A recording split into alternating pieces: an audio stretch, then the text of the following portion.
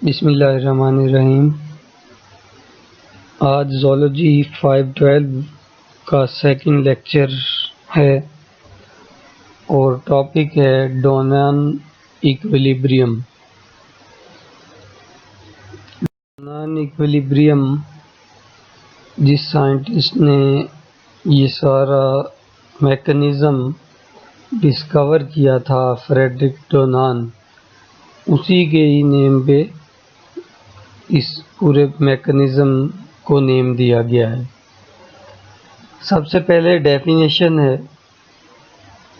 पूरे टॉपिक में डेफिनेशन को ही समझना मकसद है।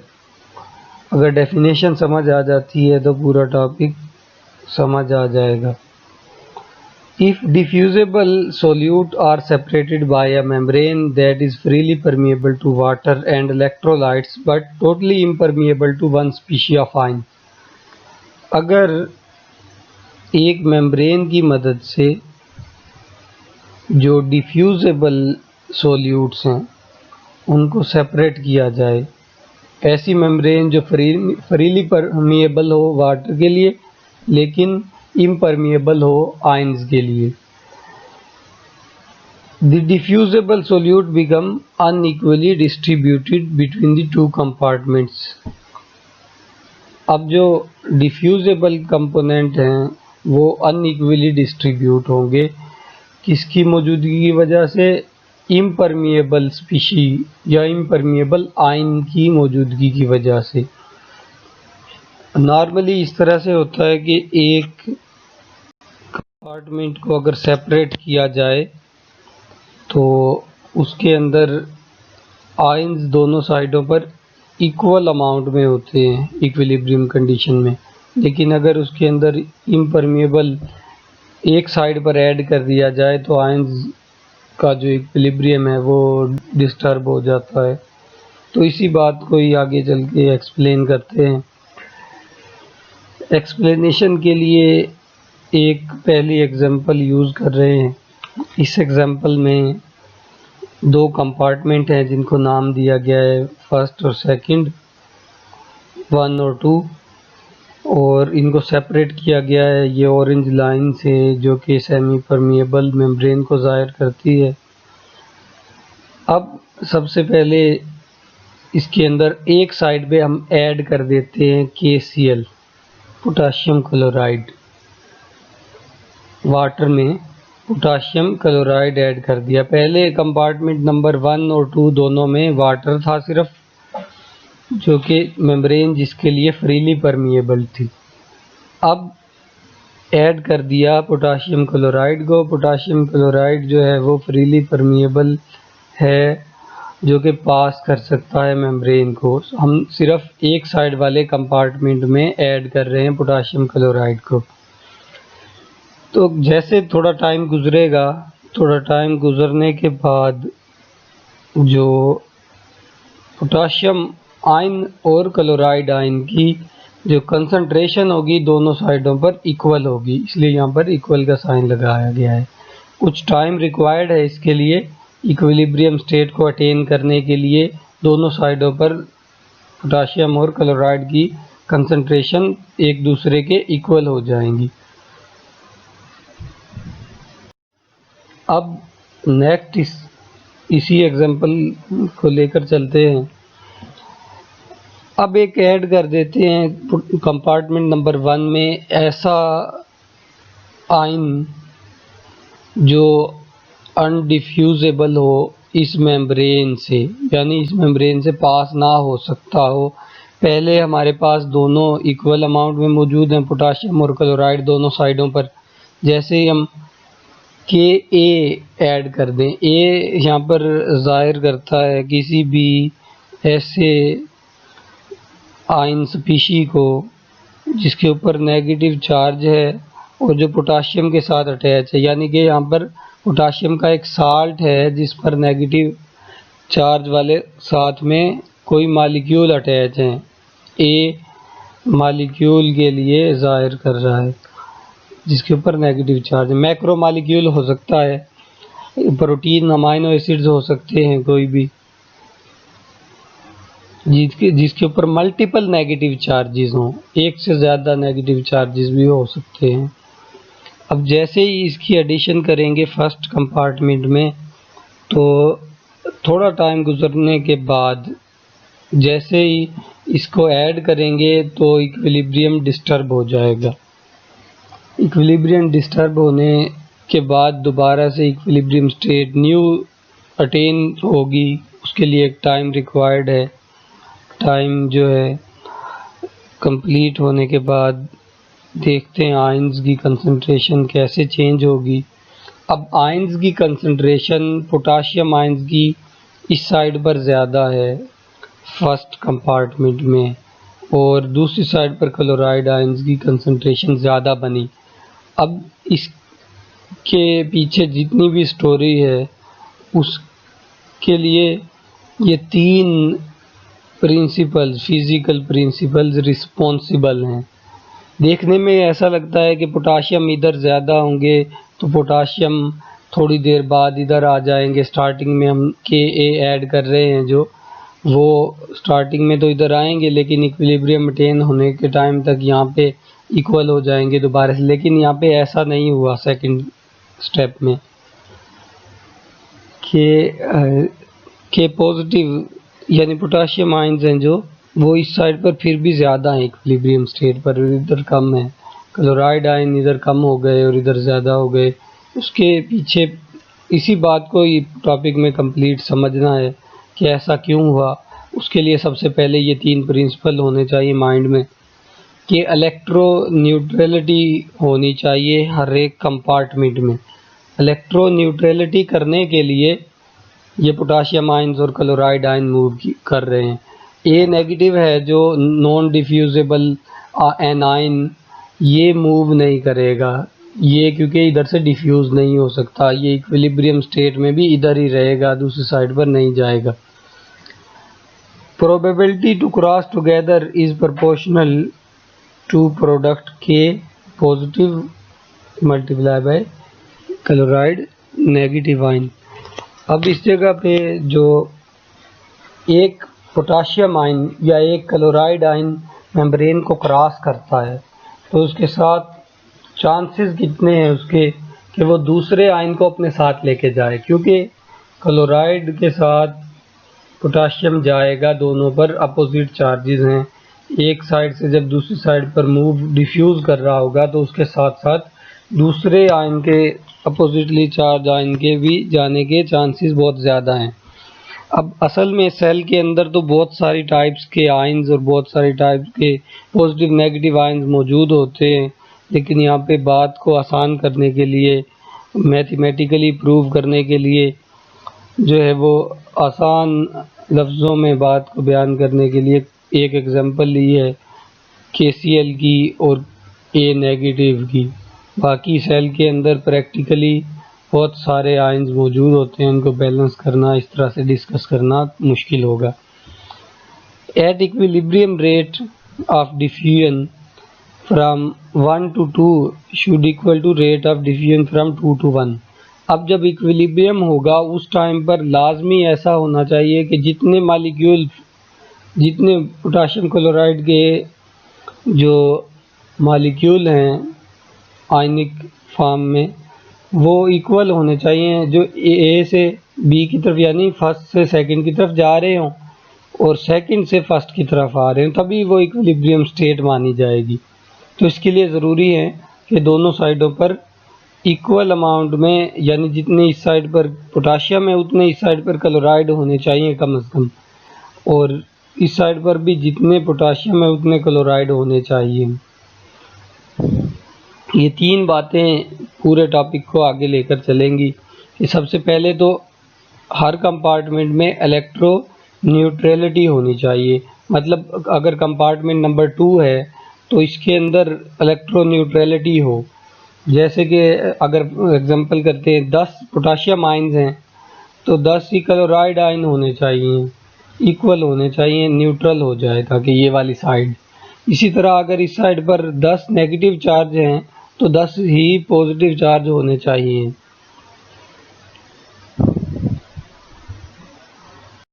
आयंस की कंसंट्रेशन को अलजेब्रिकली एक्सप्लेन करने के लिए एक इक्वेशन दी गई है, x square is equal to y into y plus g. अब इस जगह पे अगर जी मौजूद नहीं है, मतलब नॉन डिफ्यूजेबल आयन मौजूद नहीं है, तो उसके लिए फिर वैल्यू ज़ीरो रखेंगे इसकी। अब यहाँ पर जितनी अमाउंट में पोटाशियम आयन्स मौजूद हैं उतनी अमाउंट में क्लोराइड आयन होने चाहिए, इसलिए एक्स यहाँ पर भी वैल्यू एक्स लिखी है, यहाँ पर भी वैल्यू एक्स लिखी है, क्योंकि इलेक्ट्रो न्यूट्रलिटी है यहाँ पर, ठीक है।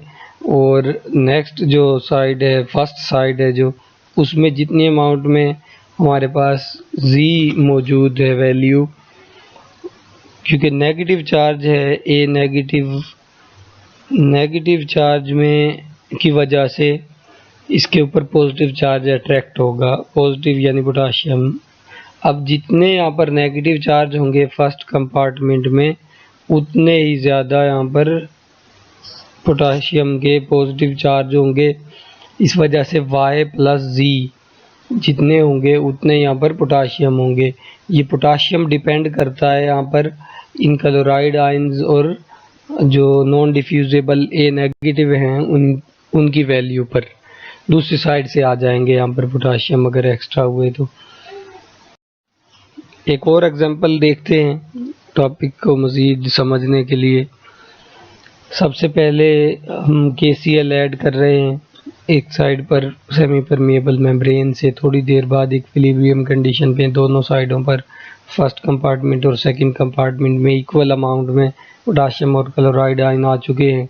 यहाँ पर 4 पोटाशियम आयन्स हैं और इसके साथ साथ 4 ही क्लोराइड आयन्स हैं। इस साइड पर 4 पोटाशियम और 4 क्लोराइड हैं, तो ये इक्विलिब्रियम स्टेट अटेन हो चुकी है। अब जैसे ही एग्जाम्पल को थोड़ा चेंज करते हैं, इसके अंदर स्टार्टिंग से बात करते हैं ऐसी एग्जाम्पल की जहाँ पे पहले पोटाशियम क्लोराइड एक साइड पर मौजूद है और दूसरी साइड पर पोटाशियम का एक ऐसा साल्ट मौजूद है या पोटाशियम का एक ऐसा मॉलिक्यूल मौजूद है जिसमें प्रोटीन नेगेटिव चार्ज वाला मॉलिक्यूल भी साथ अनडिफ्यूजेबल है, साइज बड़ा दिखाया, जिसकी वजह से ये शो हो रहा है कि इस मेम्ब्रेन में से ये पास नहीं होगा, डिफ्यूज़ नहीं होगा। अब देखने में ऐसा लगेगा कि क्लोराइड आयंस को यहाँ पर आ जाना चाहिए। क्लोराइड आयन अगर यहाँ पर आते हैं तो क्या होगा, पोटाशियम आयंस अगर इस साइड से दूसरी तरफ जाते हैं तो क्या होगा। लेकिन उससे पहले वैल्यू देख लेते हैं पोटाशियम की, क्लोराइड की और प्रोटीन्स की नेगेटिव चार्ज की। इस साइड पर फर्स्ट कंपार्टमेंट में पोटाशियम की वैल्यू x है अभी फ़िलहाल, और दूसरी साइड पर भी पोटाशियम की वैल्यू x है, 1 2 3 4 5 6, दूसरी साइड पर भी 6 है, मिलीमोल्स कंसीडर कर लें अगर। तो क्लोराइड आयंस भी जितने इस साइड पर पोटाशियम है फ़िलहाल उतने ही क्लोराइड आयन होंगे, इसलिए यहाँ पर x वैल्यू लिख दी है क्लोराइड की भी। और यहाँ पर 0 प्रोटीन है, 0 भी नेगेटिव हैं, लेकिन दूसरी साइड पर प्रोटीन के कुछ मौजूद हैं मॉलिक्यूल 1 2 3 4 5 6। सपोज यहाँ पर 6 मॉलिक्यूल्स हैं, उसकी वैल्यू x लिख दी है। और जो पोटाशियम होंगे वो डिपेंड करते हैं अब इस प्रोटीन पर सिर्फ, क्योंकि क्लोराइड आयंस तो इस साइड पर है नहीं जिसकी तरफ पोटाशियम आयंस अट्रैक्ट हों, प्रोटीन ने उधर जाना नहीं दूसरी साइड पर, तो पोटाशियम ही इसकी तरफ आ जाएंगे। स्टार्टिंग में कुछ ऐसा है, अभी इक्विलिब्रियम एस्टेब्लिश नहीं हुआ, अभी सेपरेशन है, बिल्कुल नए नए मॉलिक्यूल लाकर यहाँ पर रखे गए बगैर इक्विलिब्रियम के। जैसे अब टाइम गुजरेगा, कुछ टाइम गुजर गया, गुजरने के बाद अब क्योंकि एक बात देखते हैं कि हमेशा molecule towards the concentration gradient move करते हैं, और चार्जेस भी जो होते हैं वो भी अपने कंसंट्रेशन ग्रेडियंट की तरफ मूव करते हैं। जहाँ पर कंसंट्रेशन ग्रेडियंट ज़्यादा था इस साइड पर, सेकंड वाली साइड पर क्लोराइड आयंस का कंसंट्रेशन ग्रेडियंट ज़्यादा था, तो ये आ गए दूसरी साइड पर। लेकिन इन आयंस का दूसरी साइड पे होना तो ये चाहिए था कि 3 क्लोराइड आयन इधर आ जाते फर्स्ट में और 3 सेकंड में आ जाते। एक लम्हे के लिए कंसीडर कर लेते हैं कि ऐसा ही है कि 3 आयन इस साइड पर आ गए, 3 आयन दूसरी साइड पर आ गए नेगेटिव, क्योंकि एक कंसंट्रेशन के लिहाज से बात करें अगर इक्विलिब्रियम की तो यही बनता है क्लोराइड आयन के लिए। लेकिन अब क्लोराइड आयन के लिए कुछ फोर्सेस हैं जो इसको अपोज कर रही हैं उस साइड पे जाने से। वो फोर्सेस ये हैं कि ये एक तो पोटाशियम आयन इनको अट्रैक्ट कर रहे हैं, जाने नहीं दे रहे। दूसरी रीज़न ये है कि यहाँ पर जो नेगेटिव चार्जेस प्रोटीन के मौजूद हैं वो इसको रिपेल कर रहे हैं। और तीसरा रीज़न ये भी बनता है यहाँ पे कि अगर क्लोराइड आयन सारे फर्स्ट वाली साइड पर आते हैं तो फर्स्ट वाली साइड पहले ही नेगेटिव है प्रोटीन की वजह से, अब वो मज़ीद नेगेटिव हो जाएगी, तो सिस्टम इस तरीके से इक्विलिब्रियम में स्टेबल नहीं होगा। तो इस टाइम पर वैल्यूज़ निकालने के लिए जो फार्मूला है थोड़ी सी वैल्यूज़ के अंदर चेंज हो रही हैं। पोटाशियम आयन्स वही मौजूद हैं, सिर्फ यहाँ पर क्लोराइड आयन के अंदर कुछ चेंज शो किया गया है। और ऐसा प्रोसेस एक लम्हे में हो जाएगा कि क्लोराइड आयन की डिस्ट्रीब्यूशन जो हुई है नई डिस्ट्रीब्यूशन हो रही है, जैसे प्रोटीन मालिक्यूल्स आ रहे हैं, क्लोराइड आयन एक साइड से दूसरी साइड पर आए, अब वहाँ पे वैल्यू हो गई इनकी y, साइड पर y वैल्यू है मतलब, और दूसरी साइड पर जितने क्लोराइड आयन निकल चुके हैं y वैल्यू है, यानी कि जितने यहाँ पर आ चुके हैं वो y वैल्यू पहले वाली x वैल्यू में से माइनस कर देंगे। जिस तरह फ़र्ज़ करें यहाँ पर 6 वैल्यू थी क्लोराइड आयन्स की, तो हम 3 इधर से माइनस कर रहे हैं, यहाँ पे x माइनस 3, और यहाँ पर y की जो वैल्यू है वो 3 है सपोज। अब इसके बाद क्योंकि क्लोराइड आयन मूव कर चुके हैं टुवर्ड्स द कंसंट्रेशन ग्रेडियंट, यहाँ पर क्लोराइड आयन का हाई ग्रेडियंट था और इस साइड पर क्लोराइड आयन का लो ग्रेडियंट है, फिर भी मौजूद हैं नेगेटिव चार्ज, फिर भी मौजूद है इस साइड पर दो नेगेटिव चार्ज, दो क्लोराइड के आयन मौजूद हैं, फिर भी ओवरऑल ये नेगेटिव है। तो इसके नेगेटिविटी को कम करने के लिए यहाँ से पॉजिटिव आने चाहिए, सेकंड से फर्स्ट में पॉजिटिव आने चाहिए। नेक्स्ट डायग्राम में दिखाया गया है कि KCl सेकंड वाली साइड से पोटाशियम आयन्स पहले यहाँ पर 6 थे, तो अब 2 आयन यहाँ पे दूसरी साइड पर चले गए ताकि ये बैलेंस हो जाए, इलेक्ट्रिकल ग्रेडियंट की तरफ आ रहे हैं ताकि ये, अब यहाँ पर कंसंट्रेशन ग्रेडियंट डिस्टर्ब हो गया सारा, लेकिन कुछ ना कुछ असर अंदाज है वो इस पूरे सिस्टम पर, लेकिन जो है वो इलेक्ट्रिकल ग्रेडियंट है वो बैलेंस हो रहा है मेन।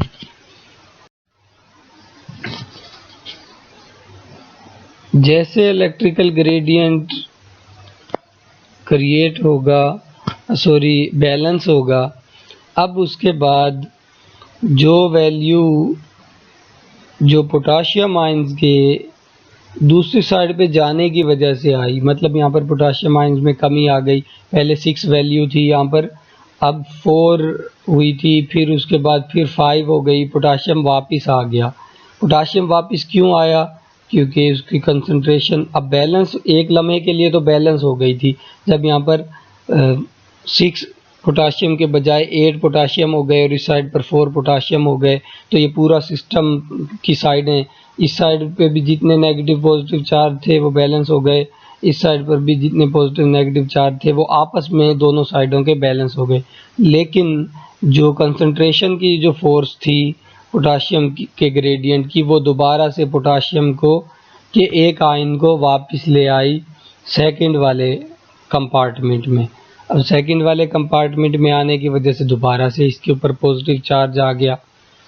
अब वैल्यू थोड़ी सी और इस जगह पर पोटाशियम की चेंज हो गई, x माइनस वाई लिखेंगे, जो y यहाँ पर जा चुके हैं, इस साइड पर आ चुके हैं, जो क्लोराइड आयन के लिए आए हैं, जो उनके लिए y लिख रहे हैं।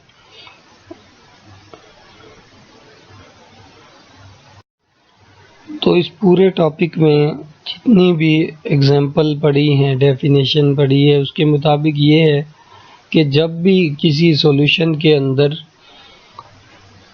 जब भी किसी दो कंपार्टमेंट को सेपरेट किया जाता है मेम्ब्रेन से जब उसके अंदर डिफ्यूजेबल मालिक्यूल्स भी, डिफ्यूजेबल आयंस भी मौजूद हों और एक साइड पर या दोनों साइडों पर नॉन डिफ्यूजेबल आयंस भी मौजूद हों, तो चार्जेस को बैलेंस करने के लिए, कंसंट्रेशंस को बैलेंस करने के लिए जो डिफ्यूजेबल होंगे आयंस वो अनइक्वल डिस्ट्रीब्यूट होंगे। अनइक्वल डिस्ट्रीब्यूट इसलिए होंगे क्योंकि वो एक साइड पर चले जाएंगे उनमें से जो नॉन डिफ्यूजेबल मालिक्यूल्स हैं उनकी तरफ। दोबारा से अरेंजमेंट होगी जब कभी भी नॉन डिफ्यूजेबल मालिक्यूल दाखिल होगा किसी कंपार्टमेंट में, फर्स्ट में या सेकंड में। अब फर्ज करें कंपार्टमेंट नंबर 1 में नेगेटिव चार्ज वाला नॉन डिफ्यूजेबल मालिक्यूल आता है, तो कंपार्टमेंट नंबर 1 में पॉजिटिव चार्ज वाले जितने भी होंगे उनकी कंसंट्रेशन ज़्यादा होगी, क्योंकि पॉजिटिव चार्ज वाले जितने भी मालिक्यूल्स होंगे वो नेगेटिव चार्ज वाले को कैंसिल करने के लिए आएंगे, और दूसरी साइड पर जो है वो पॉजिटिव वालों की कंसंट्रेशन नेगेटिव की निस्बत ज़्यादा हो जाएगी, क्योंकि वहाँ से पॉजिटिव निकल जाएंगे तो रिलेटिवली नेगेटिव जो हैं वो ज़्यादा होंगे। नेगेटिव ज़्यादा हो जाएंगे तो दोबारा से इनकी डिस्ट्रीब्यूशन होगी। तो ये सारा प्रोसेस इसी तरह से चलेगा और आखिरकार एक मेम्ब्रेन पोटेंशियल क्रिएट हो जाएगा। एक साइड पर पॉजिटिव चार्ज थोड़ा सा और दूसरी साइड पर नेगेटिव चार्ज। इसी टॉपिक की मदद से आगे रेस्टिंग मेम्ब्रेन पोटेंशियल वगैरह समझ में आएंगे। तो दोबारा से डेफिनेशन की बात करते हैं। इस डेफिनेशन में, टॉपिक की डेफिनेशन में ये था कि जब मेम्ब्रेन सेपरेट करती हो दो सॉल्यूशंस को, ऐसी मेम्ब्रेन जो वाटर के लिए परमिएबल हो और किसी एक आयन के लिए नॉन परमिएबल हो, बाकी सब आयंस के लिए परमिएबल हो, तो जो आयंस की डिस्ट्रीब्यूशन होती है, डिफ्यूजेबल आयंस की डिस्ट्रीब्यूशन, वो अनइक्वल हो जाती है। किसकी वजह से? जो अनडिफ्यूजेबल मालिक्यूल है उसकी मौजूदगी की वजह से।